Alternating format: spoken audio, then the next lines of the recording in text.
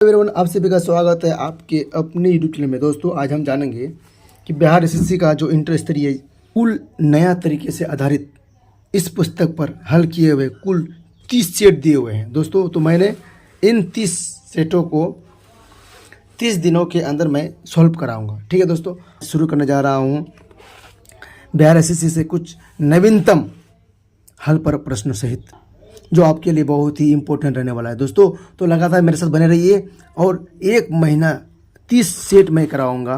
ठीक है दोस्तों, इन सारी सेटों को आप बड़ी अच्छी तरीके से आप सॉल्व करेंगे। तो दोस्तों, तो शुरू करते हैं। पहला सेट ज़्यादा विलम्ब ना करते हुए। ठीक है दोस्तों, यहाँ है एक नंबर में क्या है, सुभाष चंद्र बोस द्वारा 1940 ईस्वी में मुस्लिम लीग पार्टी का समेकित कराने के प्रयास के संदर्भ में इन निम्नलिखित कथनों में से कौन सा विचार करें। ठीक है दोस्तों, इनमें से आपका आंसर होगा कि जैसे कि 23 मार्च 1940 को मुस्लिम लीग द्वारा अलग मुस्लिम राज्यों के निर्माण की मांग करते हुए लाहौर प्रस्ताव पेश करने के बाद भारतीय राष्ट्रीय कांग्रेस ने जिन्ना को पाकिस्तान की मांग करने से रोकने की कोशिश की है। ठीक है दोस्तों, उसके बाद क्या हुआ कि जून 1940 में कांग्रेस अध्यक्ष सुभाष चंद्र बोस ने जिन्ना को स्वतंत्र भारत के पहले प्रधानमंत्री के पद पर, हाँ, डायरेक्ट हम 5 नंबर में जाएंगे। ठीक है दोस्तों, शुरू में क्वेश्चन लॉन्ग आ गया है, आप लोग को घबराना नहीं है दोस्तों। अब आपको मैं टाइप बाय टाइप क्वेश्चन पढ़ाते जाऊंगा। ठीक है दोस्तों, तो सबसे पहले मैं चलता हूँ 5 नंबर में। ठीक है दोस्तों, यहाँ 5 नंबर क्वेश्चन क्या बोल रहा है, छत्तीसगढ़ में कहाँ पर, छत्तीसगढ़ में लोहा और इस्पात का कारखाना कहाँ स्थित है। तो पहले दोस्तों आप अपने दिमाग में सेट कीजिए कि कहाँ पर है। ठीक है, तो मैं आपको आंसर बताना जा रहा हूँ 3 नंबर, भिलाई में। ठीक है दोस्तों, कहाँ पर है, भिलाई में, याद रखिएगा। 6 नंबर में देखते हैं दोस्तों, BSE सेंसेक्स कितने स्टॉक्स पर आधारित है। ठीक है दोस्तों, तो आपको आंसर क्या होगा, BSE सेंसेक्स कितने स्टॉक पर आधारित है। ठीक है दोस्तों, तो इसका आंसर होगा 30। तो दोस्तों आपको नेक्स्ट क्वेश्चन है 7 नंबर, भारतीय संविधान के किस अनुच्छेद में वित्तीय आपात का वर्णन किया गया है। ठीक है दोस्तों, ये क्वेश्चन सबको पता है दोस्तों, इसका आंसर हो गया 360, यानी ए 360। ठीक है दोस्तों, तो नेक्स्ट क्वेश्चन में चलते हैं 13 नंबर पर। ठीक है दोस्तों, 13 नंबर क्या बोल रहा है, स्पर्धा में कीमत ग्रहीता कौन होता है। ठीक है दोस्तों, यहाँ 13 नंबर में बता रहा है कि इसका आंसर होगा 3 नंबर, यानी फॉर्म। पूर्ण स्पर्धा में कीमत ग्रहीता कौन होता है, फॉर्म। ठीक है दोस्तों, नेक्स्ट क्वेश्चन देखते हैं दोस्तों, उस रोजगार की स्थिति को क्या कहते हैं जिसमें कृषि श्रमिकों की उत्पादकता शून्य होती है। ठीक है दोस्तों, जिसमें कृषि श्रमिकों की उत्पादकता शून्य होती है। तो इसका आंसर हो जाएगा दोस्तों आपको जाकर के प्रच्छन्न बेरोजगार। क्या हो जाएगा, प्रच्छन्न बेरोजगार। ठीक है दोस्तों, नेक्स्ट क्वेश्चन 15 नंबर में देखते हैं। 15 नंबर क्वेश्चन देखते हैं दोस्तों, निम्न में से कौन सा युग्म सही सुमेलित है। ठीक है दोस्तों, तो आपका सही कौन सा होगा, देखिए कुचिपुड़ी, यही सही है दोस्तों, कुचिपुड़ी आंध्र प्रदेश, ये सही है। कथकली तमिलनाडु, ये नहीं है दोस्तों, कथकली केरल का है। ठीक है दोस्तों, अब ये कथक मणिपुर, ये भी सही नहीं है दोस्तों। अगर देखा जाए तो कथक ये उत्तर भारत का है। ठीक है दोस्तों, और भारतनाट्यम ये तमिलनाडु का है। ठीक है दोस्तों, तो आपका 5 नंबर का क्वेश्चन, 15 का क्वेश्चन आंसर हो जाएगा ए नंबर, यानी ए सही है। कुचिपुड़ी ये आंध्र प्रदेश से संबंधित है। ठीक है दोस्तों, तो दोस्तों शुरू करते हैं नेक्स्ट क्वेश्चन। इधर से देखेंगे दोस्तों, जो मैंने डिस्प्ले में जो फोटो दे दिया है दोस्तों, उतनी सारी क्वेश्चनों को मैं सॉल्व कर लूँगा तुरंत। ठीक है दोस्तों, बहुत फास्ट में। ठीक है दोस्तों, तो नेक्स्ट क्वेश्चन है सिन्नानाग। सिन्नानाग निम्नलिखित में से किसका पूजा स्थल है। ठीक है दोस्तों, तो आपको जानना पड़ेगा, सिन्नानाग जो है आपका यहूदी का होगा। इसका आंसर क्या हो जाएगा, 3 नंबर। ठीक है दोस्तों, तो देखिए यहाँ 3 नंबर कट रहा है दोस्तों, 2 नंबर कंप्लीट हो गया। सिन्नानाग किसका है, यहूदी का है। ठीक है दोस्तों, तो दोस्तों नेक्स्ट चलते हैं यहाँ पीटर्स इंडिया एक्ट के अंतर्गत 8 नंबर में देखिए दोस्तों, पीटर्स इंडिया एक्ट के अंतर्गत निम्नलिखित में से किस स्थापित किया गया था, इनसे किसे स्थापित किया गया था, यानी पीटर्स इंडिया एक्ट के अंतर्गत जो है ना, किसे स्थापित किया गया था। तो आपका आंसर हो जाएगा नियंत्रण बोर्ड को। किसको, नियंत्रण बोर्ड को स्थापित किया गया था। याद रखना दोस्तों, किसको, नियंत्रण बोर्ड को। नेक्स्ट 9 नंबर देखिए दोस्तों, किस दिन को अंतर्राष्ट्रीय अहिंसा दिवस के रूप में मनाया जाता है। किस दिन को अंतर्राष्ट्रीय अहिंसा दिवस के रूप में मनाया जाता है दोस्तों, इसको सबको पता है, 2 अक्टूबर को मनाया जाता है, यानी महात्मा गांधी के जन्म जिस डेट को होता है। ठीक है दोस्तों, जिस तारीख को होता है 2 अक्टूबर को ही मनाया जाता है। ठीक है दोस्तों, सबको पता है। नेक्स्ट है 10 नंबर, रिफ्ट घाटी में भारत की कौन सी नदी बहती है? रिफ्ट घाटी में दोस्तों आपको याद रखना पड़ेगा ये क्वेश्चन। इसका आंसर हो जाएगा ताप्ती। ताप्ती। देखिए दोस्तों यहाँ फ जो है फ आधा है और आप प भी आधा करके आप ट्रिक में याद कर सकते हैं। ठीक है दोस्तों, रिफ्ट घाटी में भारत की कौन सी नदी बहती है? रिफ्ट घाटी में भारत की कौन सी नदी बहती है? ताप्ती। ठीक है दोस्तों, हो गया याद। देखिए दोस्तों यहाँ 11 नंबर थोड़ा देखते हैं आगे बढ़ा के। ठीक है दोस्तों, क्या बता रहा है 11 नंबर? क्या बोल रहा है दोस्तों? भारत के संविधान में संघीय शब्द का प्रयोग कहाँ पर हुआ है? ठीक है दोस्तों, भारत के संविधान में संघीय शब्द का प्रयोग कहाँ पे हुआ है? ठीक है दोस्तों, तो इसका आंसर हो जाएगा कहाँ पर हुआ है दोस्तों? इसका आंसर हो जाएगा कि संघीय शब्द का प्रयोग कहीं नहीं हुआ, यानी संविधान में कहीं नहीं हुआ इसका प्रयोग हुआ है। संघीय शब्द का प्रयोग कहीं नहीं हुआ। ठीक है दोस्तों नंबर देखते हैं हम 16 नंबर 16 नंबर देखते हैं दोस्तों। ठीक है, 16 नंबर क्वेश्चन क्या बोल रहा है? संयुक्त राष्ट्र संघ परिषद में अस्थायी सदस्य के निर्वाचन की अवधि कितने समय के लिए होती है? ठीक है, संयुक्त राष्ट्र सुरक्षा परिषद की अस्थायी सदस्यों की निर्वाचन की अवधि कितने समय के लिए होता है? ठीक है दोस्तों, इसका आंसर हो जाएगा आपका जाकर के 2 साल। 2 साल के लिए होता है अस्थायी सदस्य जो भारत बन चुका था पिछला साल। ठीक है दोस्तों, अब 17 नंबर देखते हैं। निम्नलिखित में से कौन सी वे 2 राजवंश जो खिलजी वंश से पहले थे? कौन सी 2 राजवंश जो खिलजी वंश से पहले थे? दोस्तों ये सब क्वेश्चन लगातार बिहार से में पूछा गया है दोस्तों, और ये फिर आगे पूछने की संभावना है। ठीक है, तो दोस्तों आप लोग बहुत बढ़िया तरह से इन सब क्वेश्चनों को याद कर लीजिए। ठीक है, तो इसका आंसर हो जाएगा गुलाम और तुगलक वंश, यानी खिलजी वंश से पहले था गुलाम और तुगलक वंश। ठीक है दोस्तों, इस खिलजी वंश, गुलाम वंश, जो जितने भी सारे वंश हैं, इन सारे वंशों को मैं एक वीडियो में ऐड कर दूंगा दोस्तों, आप वो वीडियो देख लीजिएगा। ठीक है दोस्तों, नेक्स्ट है लक्ष्मीबाई राष्ट्रीय शिक्षा संस्था कहाँ स्थित है? लक्ष्मीबाई राष्ट्रीय शिक्षा संस्था कहाँ स्थित है दोस्तों? लक्ष्मीबाई राष्ट्रीय शिक्षा संस्था कहाँ स्थित है? तो दोस्तों इसका आंसर हो जाएगा आपका रखे ग्वालियर। दोस्तों लगभग सबको पता है ये क्वेश्चन, तो फिर भी एक बार रिवाइज करना जरूरी है। ठीक है दोस्तों, अगर आप इसका डिटेल्स चाहते हैं तो मैं अगला वीडियो से इन क्वेश्चनों का डिटेल्स भी करवा दूंगा, अगर आप लोग चाहिएगा तो। ठीक है दोस्तों, नेक्स्ट क्वेश्चन देखते हैं। तो दोस्तों नेक्स्ट क्वेश्चन पे चलते हैं। ठीक है दोस्तों, यहाँ पर क्या है? पश्चिम बंगाल का राज्यपाल कौन है? दोस्तों देखिए वर्तमान में कौन है, आपको वर्तमान का राज्यपाल और सीएम यानी मुख्यमंत्री याद रखना पड़ेगा। ठीक है दोस्तों, तो अभी मैं इसका डिटेल्स नहीं बताऊँगा, क्योंकि जितने भी सारे राज्य के राज्यपाल और सीएम हैं सबका नाम आपको याद करना पड़ेगा। ठीक है दोस्तों, जो तत्काल नया बनाया है उसको तो आपको याद करना 100% बनता है। ठीक है दोस्तों, तो नेक्स्ट है इधर आपका देखते हैं, रिफ्ट हो गया है, रिफ्ट ताप्ती नदी हो गया है। ठीक है, यहाँ देखते हैं 11 नंबर भी हो गया है, यहाँ 12 नंबर देखते हैं। तो निम्नलिखित में से कौन सा अफ्रीका का कौन सा एक देश ओपेक के सदस्य नहीं है? दोस्तों ओपेक जितने भी संगठन सब है उन सारे संगठनों को आप याद कर लीजिएगा। ठीक है, कितने देश है, कौन कौन से देश है, इसका मुख्यालय कहाँ है, इसका स्थापना कब हुआ?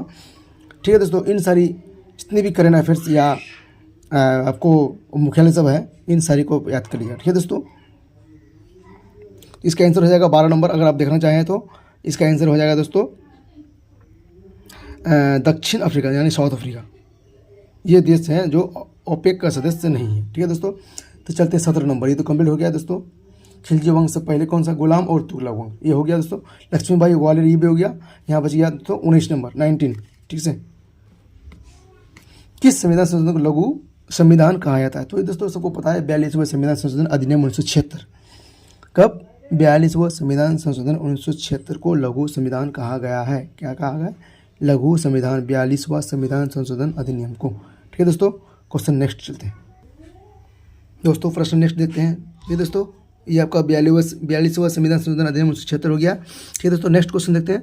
संविधान का कौन सा संशोधन राजनीतिक दल बदल से संबंधित है? दोस्तों ये भी सिंपल क्वेश्चन है जो कि सबको पता होना चाहिए। ये आपका आंसर रहेगा 52वां संविधान संशोधन। 52वां संविधान संशोधन ये दल बदल से संबंधित है। ठीक है दोस्तों, कितनावा? 52वां। नेक्स्ट क्वेश्चन है 21 नंबर। भारत के संविधान की कौन सी अनुसूची राज्यसभा में सीटों के बंटवारे का निर्धारण करती है? सीटों का बंटवारा अगर कहे देखिए दोस्तों, अनुसूची 12 है, ठीक है। इन 12 अनुसूचियों को आप बढ़िया से याद कर लीजिएगा दोस्तों, बहुत ही इंपॉर्टेंट है। 1 से लेकर 12 तक अनुसूची जितनी भी है वो सबको आप लोग बढ़िया से याद कर लीजिएगा, ये बार बार एग्जाम में पूछे जाते हैं। अनुसूची, ठीक है दोस्तों। यहाँ क्या बोलता है, राज्यसभा के सीटों का बंटवारा। अगर इस क्वेश्चन के बारे में बोला जाए तो इसका आंसर हो जाएगा चौथावा संविधान संशोधन, ठीक है। कितना बंटवारा, इसको आप टिक कर सकते हैं, चौथा 1 2 3 4, ठीक है दोस्तों। ऐसे चौथावा यानी 4 भाग में बांट दिए तो बांटने का सिस्टम चौथावा संविधान संशोधन, ठीक है दोस्तों। आपको याद रहेगा ये। चलिए नेक्स्ट देखते हैं, ऊपर देखिए 26 नंबर क्वेश्चन की, ठीक है दोस्तों। 26 नंबर क्वेश्चन में क्या बोल रहा है, एयरफोर्स का सबसे छोटा कमांड रैंक क्या है, ठीक है दोस्तों। एयरफोर्स के जो कमांड है, ठीक है दोस्तों, कमिन दोस्तों, ये कमीशन जो है ना, इसके बारे में मैं बता दूंगा ये वीडियो में कि बड़ा पोस्ट और छोटा पोस्ट, इन सारी पोस्टों में एक मैं वीडियो में बना दूंगा। तो 1 मिनट का 2 मिनट का वीडियो रहेगा, ठीक है दोस्तों, आप लोग देख लीजिएगा, ठीक है। तो दोस्तों इसका क्या होगा आंसर कि एयरफोर्स का सबसे छोटा कमीशन्ड रैंक कौन सा है। अगर ये देखा जाए तो दोस्तों आपका फ्लाइंग ऑफिसर, क्या फ्लाइंग ऑफिसर, ठीक है दोस्तों। नेक्स्ट देखते हैं, पूरे राष्ट्रगीत को गाने में सामान्यतः कितने समय लगता है। दोस्तों ये क्वेश्चन सबको पता रहेगा, ठीक है दोस्तों, यानी 52 सेकंड लगता है। कितना लगता है, 52 सेकंड पूरे राष्ट्रगीत को गाने में, ठीक है दोस्तों। नेक्स्ट है, पृथ्वी कब सूर्य से न्यूनतम दूरी पर होती है। ये भी पता रहेगा दोस्तों, बहुत ही सिंपल है। पृथ्वी कब सूर्य से न्यूनतम दूरी, यानी पृथ्वी जो है ना कब सूर्य से सबसे नज़दीक दूरी पर रहता है, ठीक है दोस्तों। तो इसका आंसर हो जाएगा 3 जनवरी को। कब, 3 जनवरी को सबसे नज़दीक रहता है, ठीक है दोस्तों। नेक्स्ट क्वेश्चन देखते हैं, सिंधु घाटी की सभ्यता का कौन सा स्थल सबसे पहले खोजा गया था, ठीक है दोस्तों। बहुत ही इंपॉर्टेंट क्वेश्चन है, सिंधु घाटी की सभ्यता का कौन सा स्थल सबसे पहले खोजा गया। तो आप लोग जैसे कि देखा जाए तो हड़प्पा सबसे पहले खोजा गया था, ये सिंधु घाटी सभ्यता का स्थल हड़प्पा, ठीक है दोस्तों। नेक्स्ट क्वेश्चन देखते हैं, 33 नंबर क्वेश्चन देखते हैं दोस्तों, चक्रवात की क्या पहचान है। चक्रवात की क्या पहचान है, ठीक है। तो चक्रवात जो आते हैं ना दोस्तों, तो इसकी क्या पहचान है, ठीक है दोस्तों। इसका पहचान है विनाशकारी हवा और वर्षा। क्या, विनाशकारी हवा और वर्षा, ठीक है दोस्तों, विनाशकारी हवा और वर्षा। नेक्स्ट देखते हैं 34, अंतरिक्ष में जाने वाले पहले महिला कौन थी। तो दोस्तों आप लोग सबको पता रहेगा कि अंतरिक्ष में जाने वाले सबसे पहले महिला थी वेलेना तेरेस्कोवा। कौन थी, वेलेना तेरेस्कोवा, ठीक है दोस्तों। नेक्स्ट क्वेश्चन देखते हैं 35 नंबर, शेरशाह सूरी के पिता हसन सूरी का मकबरा कहाँ स्थित है। शेरशाह सूरी के पिता हसन सूरी का मकबरा कहाँ पर स्थित है, जो सूखा मकबरा के नाम से आता है। क्या मकबरा दोस्तों, याद रखना, इसको सूखा मकबरा भी बोला जाता है, शेरशाह सूरी का मकबरा। इसका आंसर तो दोस्तों सासाराम ही होगा, गारंटी है। शेरशाह सूरी के पिता हसन सूरी का मकबरा कहाँ स्थित है, जो सूखा मकबरा के नाम से आता है, वो सासाराम में। कहाँ पर है दोस्तों, सासाराम में, ठीक है दोस्तों। तो चलते हैं नेक्स्ट क्वेश्चन में दोस्तों। तो दोस्तों क्वेश्चन नंबर नेक्स्ट देखते हैं दोस्तों, संविधान सभा में यह किसने कहा था कि सरकारी नीति के निर्देश सिद्धांत किसी बैंक में दे उस चेक की तरह है जिसका भुगतान बैंक अपनी सुविधा अनुसार करता है। दोस्तों बहुत ही अच्छा क्वेश्चन है, सिंपल और अच्छा क्वेश्चन है दोस्तों। इसका आंसर हो जाएगा यानी के.टी. शाह। कौन कहा था, के.टी. शाह ने कहा था ये जो कि किसी बैंक में दे उस चेक की तरह है जिसका भुगतान बैंक अपनी सुविधा अनुसार करता है। ये हो गया दोस्तों के.टी. शाह, ठीक है दोस्तों। नेक्स्ट देखते हैं, निम्नलिखित में से किसने अंग्रेज के विद्रोह में 1857 ईस्वी की क्रांति में हिस्सा नहीं लिया था, ठीक है दोस्तों। इसका आंसर हो जाएगा क्या करके, टीपू सुल्तान। यानी 1857 की जब क्रांति हुई, 1857 की जो क्रांति हुई थी, इसमें टीपू सुल्तान जो है ना हिस्सा नहीं, याद रखना दोस्तों, कौन, टीपू सुल्तान हिस्सा नहीं था। तात्या टेपे लिया था, रानी लक्ष्मीबाई लिया थी, नाना साहेब लिया था, ठीक है दोस्तों, लेकिन टीपू सुल्तान इसमें हिस्सा नहीं लिया, ठीक है दोस्तों। नेक्स्ट देखते हैं दोस्तों, 29 नंबर तो हो गया है, 30 नंबर देखते हैं, बिहार में मगही भाषा का प्रथम कवि किसे माना जाता है। यानी बिहार में मगही भाषा का जो प्रथम कवि जो है ईशान को माना जाता है। किसको, ईशान को। याद रखना दोस्तों, बिहार में मगही भाषा का भी, भोजपुरी भाषा, मगही भाषा, बहुत सब गाना बज रहा है दोस्तों, जो सुनने लायक नहीं है, ठीक है। तो याद रखना, मगही भाषा का प्रथम कवि कौन था? ईशान, जो बहुत ही फेमस था दोस्तों। निम्नलिखित में से 31 नंबर देखिए दोस्तों, निम्नलिखित में से कौन सी जलधारा ठंडी है? वेनेजुएला, ठीक है दोस्तों, बहुत ही सिंपल क्वेश्चन है। वेनेजुएला याद रखना, ठंडी वेनेजुएला, वेनेजुएला की जलधारा बहुत ठंडी होती है दोस्तों, ठीक है। नेक्स्ट देखते हैं दोस्तों, इधर सासाराम वाला हो गया है। एंड 36 नंबर देखते हैं, आपको 36 नंबर क्वेश्चन जो बार बार एग्जाम में आते हैं, ठीक है। भारत में प्रधानमंत्री बनने के लिए न्यूनतम आयु कितनी है दोस्तों? अगर आप भी प्रधानमंत्री बनना चाहते हैं तो आपका कम से कम आयु 25 साल होना चाहिए, ठीक है। 25 साल होना चाहिए, तभी आप प्रधानमंत्री बन सकते हैं, ठीक है। नेक्स्ट क्वेश्चन देखते हैं तो 37 नंबर देखते हैं, ठीक है। यहाँ पर है क्या कि भारतीय राष्ट्रीय कांग्रेस की स्थापना कब हुआ था? भारतीय राष्ट्रीय कांग्रेस की स्थापना कब हुआ था? सबको पता होगा दोस्तों, 1857 ईस्वी में A.M. हुरुम साहब ने किए थे। 1850 ईस्वी में A.M. हुरुम साहब ने किए थे भारतीय राष्ट्रीय कांग्रेस की स्थापना, ठीक है दोस्तों। नेक्स्ट देखते हैं यहाँ 38 नंबर, ठीक है दोस्तों। 38, विश्व का सबसे बड़ा रेगिस्तान कौन सा है? दोस्तों ये तो सबको पता है, 38 में क्या है? विश्व का सबसे बड़ा रेगिस्तान यानी सहारा मरुस्थल, सहारा रेगिस्तान है, सहारा रेगिस्तान है।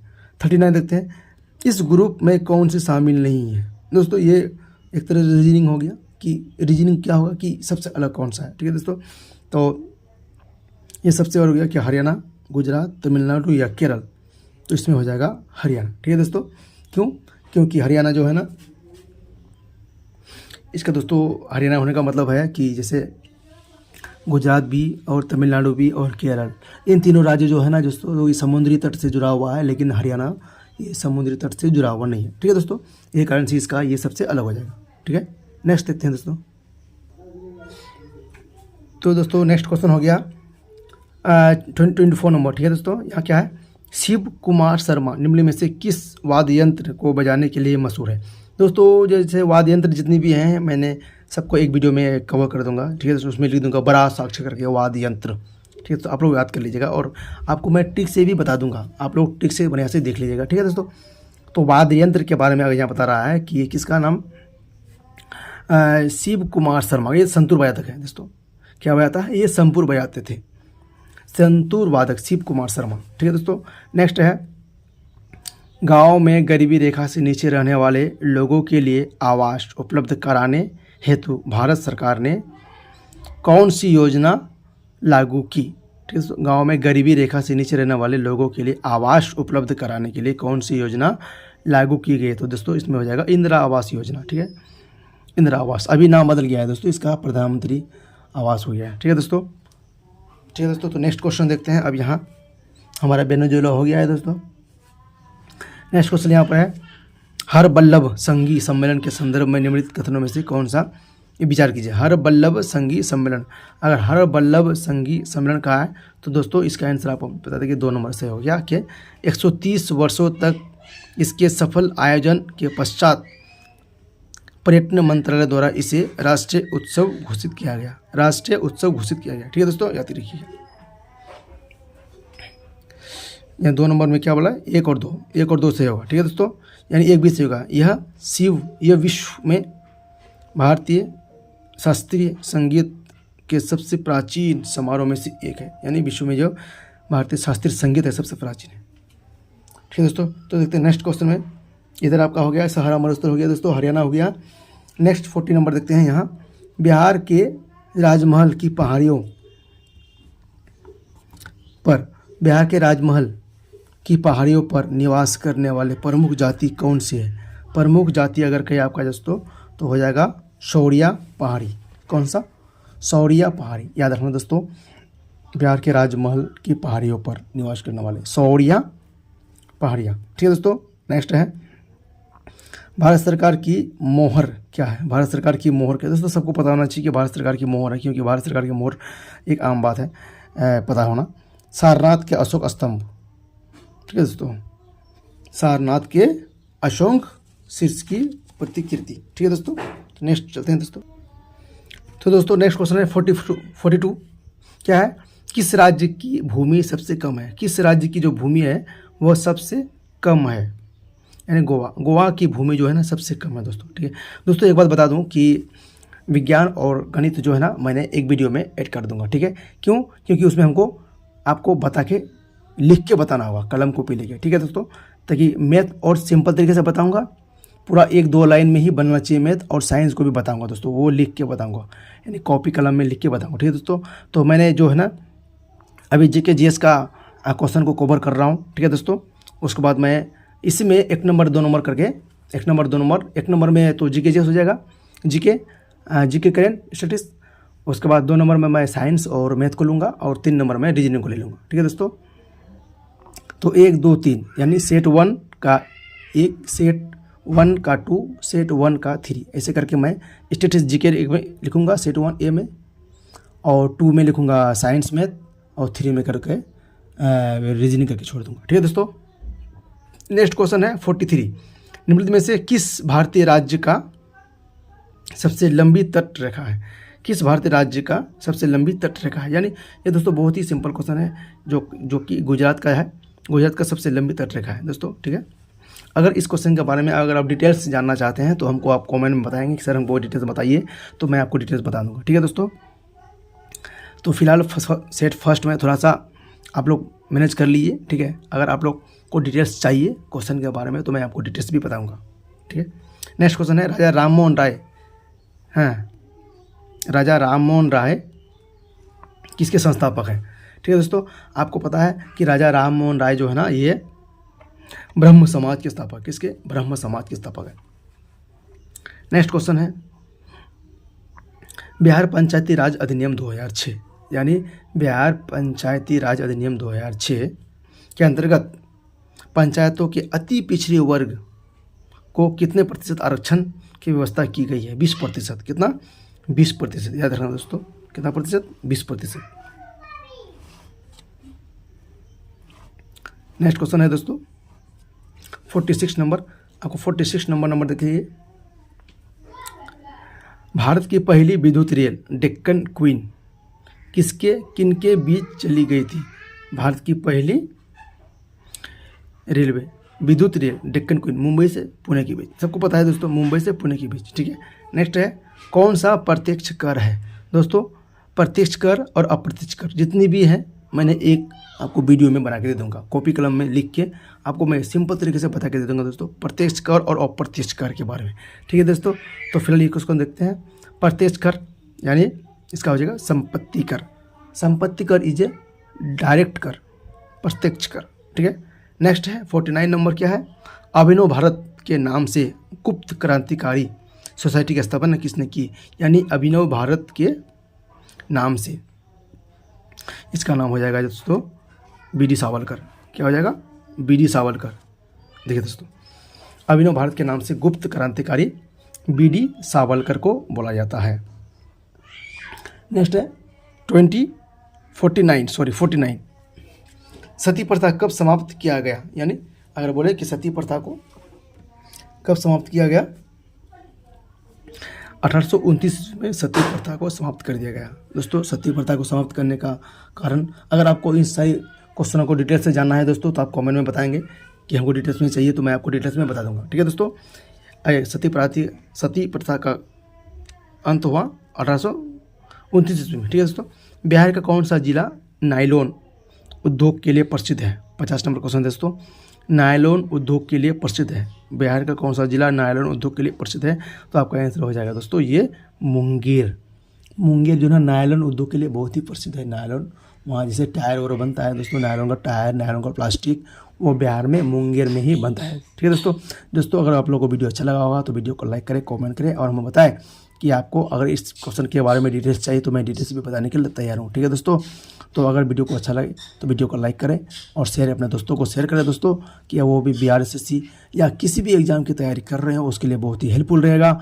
जीके जीएस, मैथ, साइंस और रीजनिंग बहुत ही सिंपल और आसान तरीके से मैं बताने वाला हूँ, ठीक है दोस्तों। तो दोस्तों